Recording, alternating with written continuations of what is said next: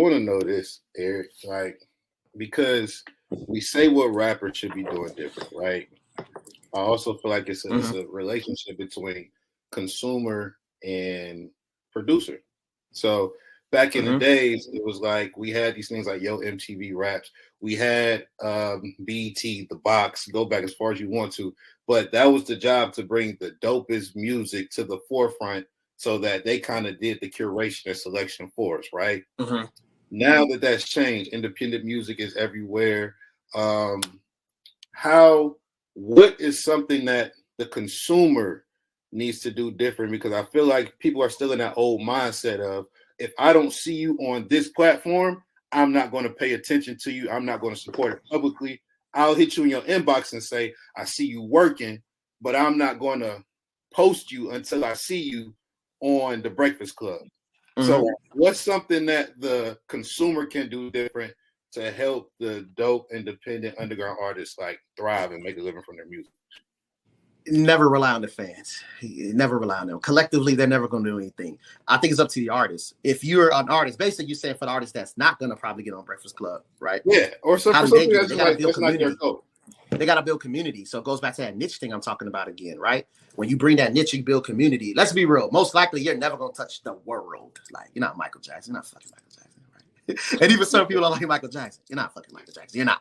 So it's go back to building that community. Once again, if you talk about slide on niggas, but you know that you speak a certain motivational speech that relate to the hood, then you need to build that hood community. Collaborate with other artists in that community, similar underground artists that have a similar message to you. Go to conventions around, go to like street convention shows on the internet, do podcasts that speaks for that, and then you can build that community, and at least your community can rock with you. I predict in a few more years, you're not gonna get many pop stars. I think the reason why we had pop stars back then, because if you think about it, you had the only way you could consume music was radio, maybe a video game, TV, social media was rocky. So it was a very small window. So we only had a very small select of artists. And out of that very small select of artists, one can make one or two or three of them could be a pop star. Today it's spread it. I got millions of playlists, millions of podcasts, millions of niches, millions of this. Our attention is spread it. I think it's going to be very hard to even get a traditional pop star anyway. So I think you're better off creating that community. And if you meant to be a pop star later, then build from there. But I think start with community. Never trust the consumer. The consumer is only as smart as the outlet they have. You know what I mean? Mm-hmm. So if this plays song and it's the only thing they play songs, then the consumer's going to come here. You don't want to make the consumer go outside of their natural habitat, their natural tendency. So like prime example, a lot of reasons why underground artists fail at, they'll try to make a club banger, right? If you have no connection, just think of this, right? Just think of this. I'm not even that big. I'm making money. I'm did a video on I'm not a pop artist. If I make a club banger, who the fuck gonna hear it? In what club? I don't know anyone to get in the club. Why I'm making a club banger? Who fuck gonna hear it? I got no connection with no clubs. Right. You know what I mean? And ain't nobody gonna go out their way. If I'm making a club banger and my club banger don't get played in clubs, why would I expect someone to come from somewhere else to come to a club banger song that's not in the club? Fresh off of work.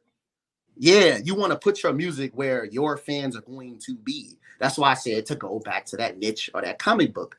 If you know, you talk about, or the street rapper, the sliding rapper, if you talk about motivation in your music for the streets, and it's a podcast where people that may not follow that podcast for music, but maybe the host, he talk about motivation for the streets, you get your music placed in there, it's with somewhere they're going to be already, and it's something they most likely like.